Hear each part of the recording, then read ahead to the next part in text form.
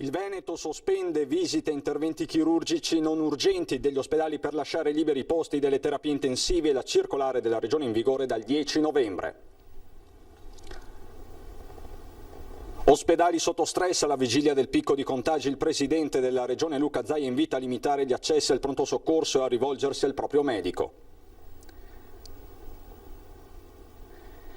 Violano il coprifuoco, multati 2 ragazzi sorpresi dalla polizia a passeggiare nel centro di Mestre alle 2 di notte, fermati dopo un tentativo di fuga in auto. Rissa per una mascherina nel vaporetto che porta al Lido, una donna viene rimproverata e scatta la bagarre tra sputi, urla e insulti, il video finisce sui social e diventa virale. La stima della CGA di Mestre: a causa del Covid ogni cittadino veneto perderà circa 3.000 euro rispetto allo scorso anno e il PIL tornerà ai livelli di 20 anni fa. All'indomani del movimentato Consiglio Comunale sul presunto conflitto di interessi del sindaco nella vicenda Pili, il senatore Ferrazzi attacca: Brugnaro non ha ancora chiarito nulla. A Santa Fosca la protesta sonora dei musicisti di strada, chiedono di poter suonare tra cagli e piazze visto lo stop agli eventi imposto dall'emergenza sanitaria. Bentrovati, buonasera telespettatrici e telespettatori di Antenna 3. In apertura di questa edizione veneziana l'accorato appello lanciato oggi dal governatore Zaia, quello di non sovraffollare gli ospedali pronto soccorso anche in vista del picco della seconda ondata della pandemia. In queste ore l'emergenza maggiore che abbiamo è quella di pronto soccorso, cioè di accessi al pronto soccorso che rispetto all'anno scorso con la prima ondata sono doppi. Siamo alla vigilia del picco della seconda ondata di coronavirus in Veneto. Il sistema ospedaliero regionale sta tenendo, ma il raddoppio del numero di accessi ai pronto soccorso che si registra oggi rispetto a quello della prima ondata Covid inizia a rappresentare un problema. Da qui una raccomandazione a tutti. Evitare al massimo l'accesso al pronto soccorso, di farlo solo in casi indispensabili, cercare il medico di base che anche telefonicamente può dare le prime indicazioni, perché poi vediamo che il 70% di coloro che accedono al pronto soccorso tornano a casa. Quindi vuol dire che dobbiamo assolutamente evitare che persone si rechino al pronto soccorso, mettano a repentaglio la loro salute e soprattutto quella degli altri. La media degli accessi nei pronto soccorso del Veneto era di circa 4.500 al giorno, scesa poi a circa 1.200 durante il lockdown. Da ottobre questi numeri sono più che raddoppiati, circa 2.500-3.000 al giorno. Sarebbe utile, ha detto Zaia, intercettassimo queste persone sul territorio prima di farle arrivare ai pronto soccorso. Perché per quanto siano distinti i percorsi, comunque l'ambiente ospedaliero è un ambiente dove il virus e il batterio e comunque le occasioni di infezione sono ubiquitarie. Il che non vuol dire che in ospedale ci sia male, ma vuol dire che se tu ti cerchi un posto asettico, di certo non devi andare in un ospedale. Il virus in Veneto ha un andamento importante, ma i positivi crescono perché si fanno molti più tamponi di prima. Se a marzo si fossero fatti lo stesso numero di tamponi di oggi, circa 30.000 ogni 24 ore, ha detto Zaia, si sarebbe trovato il doppio di positivi, oltre 6.000 rispetto ai 3.800 di oggi. La Regione non intende introdurre nuove restrizioni per i cittadini, ma quella del coronavirus è anche una battaglia che si vince col contributo di tutti. Se nessuno portasse la mascherina, è garantito che oggi saremmo in zona rossa.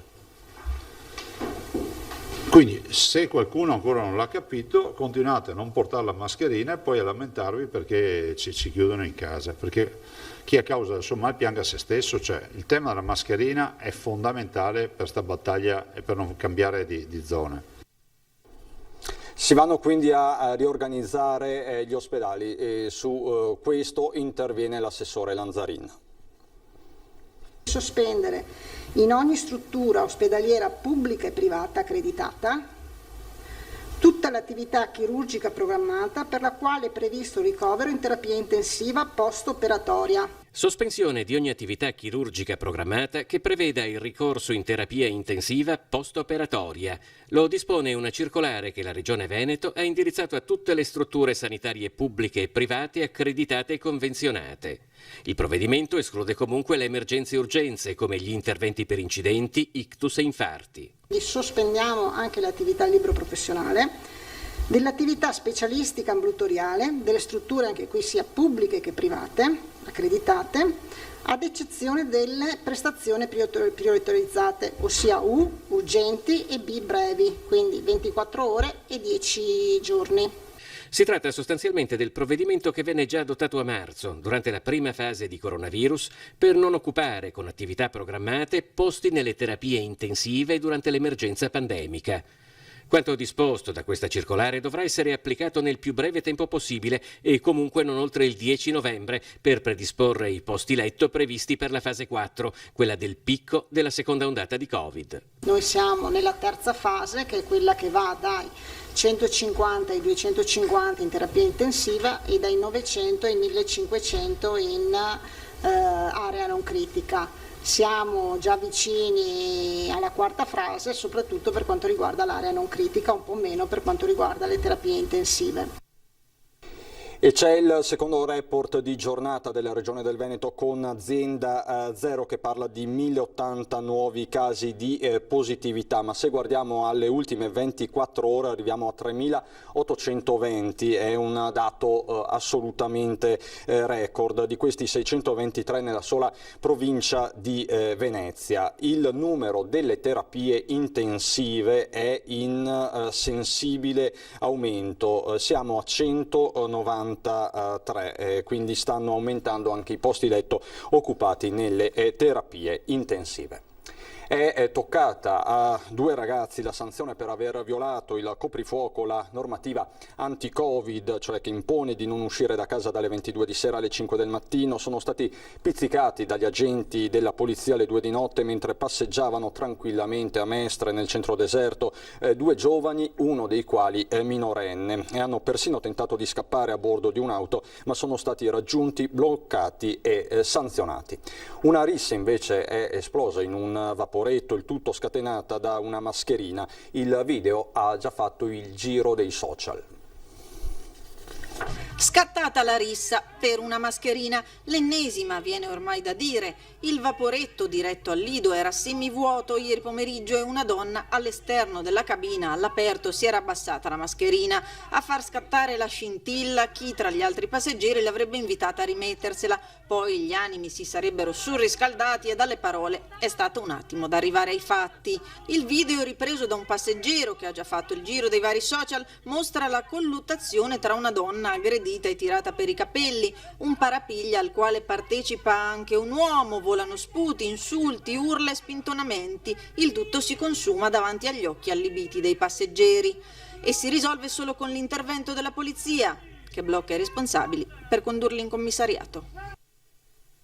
Uno dei quesiti riguardanti il coprifuoco e che più ha acceso gli animi è quello relativo all'uscita dopo le 22 con il proprio animale da compagnia. Diverse le interpretazioni in questi giorni con il caos e le proteste di molti. Un caos che resta in queste ore anche e soprattutto dopo che il governo nella sezione del proprio sito riguardante le domande frequenti nella zona gialla ad una domanda specifica su questo risponde che è possibile uscire con il proprio cane ma solo per fare espletare bisogni fisiologici mantenendo una distanza di 1 metro obbligatoria da altri padroni di animali ed evitando così assembramenti. L'assenza di una precisazione sull'orario sta creando il caos anche tra gli stessi prefetti e tutori dell'ordine che parlano di una risposta criptica e poco chiara, che in maggioranza però sono decisi, lo sottolineiamo, a mantenere la linea del no all'uscita con il proprio cane dopo le 22. A causa dell'emergenza sanitaria ogni cittadino veneto perderà quest'anno quasi 3.000 euro e il PIL torna indietro di ben 21 anni. Queste le nuove stime della CGA di Mestre. A causa del Covid, quest'anno ogni residente del Veneto perderà quasi 3.000 euro, con punte di 2.878 a Venezia, 2.957 a Treviso, 3.192 a Vicenza, 3.275 a Padova. A calcolare la contrazione del valore aggiunto per abitante a livello provinciale ci ha pensato l'ufficio studi della CGA di Mestre, che ha denunciato un altro dato. A fronte di una riduzione del PIL veneto del 10,2%, lo stesso scivolerà a livello del 1999. In termini di ricchezza, pertanto, si retrocederà di ben 21 anni. Le province che subiranno la contrazione percentuale del valore aggiunto più importante saranno Treviso e Venezia, seguite da Vicenza e Padova. Gli artigiani mestrini sottolineano che i dati emersi in questa elaborazione sono tra l'altro sottostimati, aggiornati al 13 ottobre e non tengono conto degli effetti economici degli ultimi DPCM. Con meno soldi in tasca, più disoccupati e tante attività che entro la fine dell'anno chiuderanno definitivamente i battenti, rischiamo che la gravissima difficoltà economica che stiamo vivendo in questo momento sfoci in una pericolosa crisi sociale. Le misure vanno estese, chiede la CGIA, non solo nelle aziende tenute a chiudere in base ai DPCM. Sostenendo con contributi a fondo perduto non solo le attività che sono costrette a chiudere per decreto, ma anche una buona parte delle altre. In particolar modo quelle artigianali e commerciali che, sebbene abbiano la possibilità di tenere aperto, già da una settimana denunciano che non entra quasi più nessuno nel proprio negozio. La preoccupazione riguarda infatti la tenuta occupazionale, conclude con la stima la CGIA. Nonostante il blocco dei licenziamenti, quest'anno gli occupati in Veneto diminuiranno di 41.200 unità. A Ca' Farsetti intanto continua a far discutere la vicenda Pili. Il sindaco di Venezia è in conflitto di interessi con le politiche comunali che riguardano il presente e il futuro dell'area dei Pili di sua proprietà? L'ultimo consiglio comunale, chiesto dall'opposizione anche sulla base dello scambio di mail riportato dal quotidiano La Nuova Venezia tra il vice capo di gabinetto di Brugnaro ed ex dipendente umana Derek Donadini con i rappresentanti del magnate asiatico di Singapore Ching Kiat Wong, non appare essere stato risolutivo in questo senso. Nel consiglio comunale il sindaco non ha risposto all'unica domanda che era stata posta. Le cose gravi emerse nell'inchiesta giornalistica relative ai Pili sono vere o non sono vere? A tutela della trasparenza della nostra città. Perché vedete, sono importanti i milioni, i centinaia di milioni che questo governo e il governo di centrosinistra hanno portato alla città, ma non sono sufficienti, bisogna coinvolgere i privati per creare ricchezza e lavoro e sviluppo della nostra città, ma per fare questo i privati hanno bisogno di certezza, di trasparenza. Questa era la domanda posta, a questa domanda non è stata data risposta. L'unica cosa che è stata ribadita dal funzionario durante la tormentata seduta, osserva Ferrazzi, è che per realizzare le gigantesche volumetrie previste dal piano di cui parla l'inchiesta giornalistica serve una variante urbanistica, in quanto l'attuale piano non consente alberghi, centri commerciali e residenza, prevedendo invece una destinazione di verde urbano attrezzato. I toni sguaiati, molto aggressivi, molto denigratori da parte del sindaco nei confronti delle altre istituzioni, il Parlamento compreso, tra l'altro non servono, anzi rovinano il clima, non aiutano la crescita istituzionale e economica della nostra città, non fanno bene a nessuno. In questi giorni abbiamo visto tante proteste di piazza, stavolta tocca ai musicisti di strada.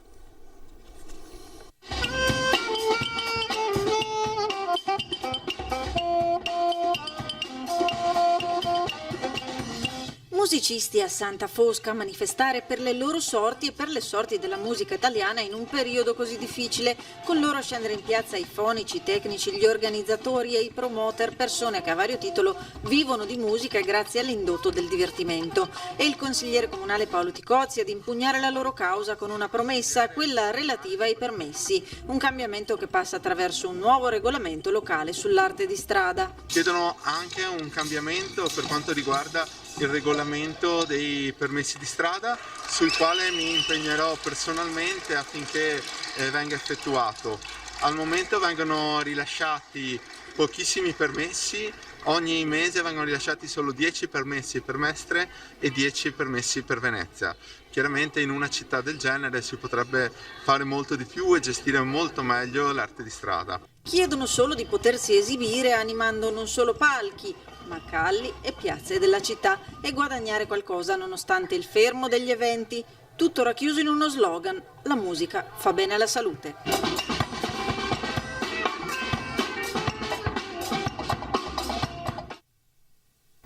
E da Venezia è davvero tutto anche per questa sera, grazie per l'attenzione, adesso c'è il meteo.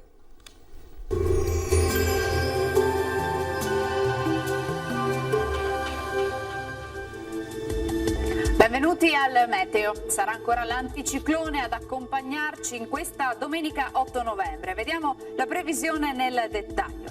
Sul Veneto al mattino avremo locali riduzioni della visibilità più frequenti negli altipiani delle prealpi e sulle pianure più meridionali della nostra regione. Più sole invece dal pomeriggio con cielo sereno o a tratti localmente poco nuvoloso. Temperature minime tra 5 e 8 gradi, valori massimi oscillanti invece tra i 14 e i 17 gradi all'incirca. Ci spostiamo ora sul Friuli Venezia Giulia, anche qui avremo una bella giornata di sole con cielo sereno o poco nuvoloso e non sono attese piogge degne di nota. Temperature minime fino a 10 gradi, massime sui 16-17 gradi. Ci spostiamo infine sul Trentino Alto Adige dove la situazione sarà simile, bel tempo salvo per locali addensamenti sui settori più settentrionali ma senza ulteriori conseguenze. Temperature minime sui 5-6 gradi, massime fino ai 16 gradi. Dal meteo di Antena 3 per ora è tutto, grazie per l'attenzione e arrivederci.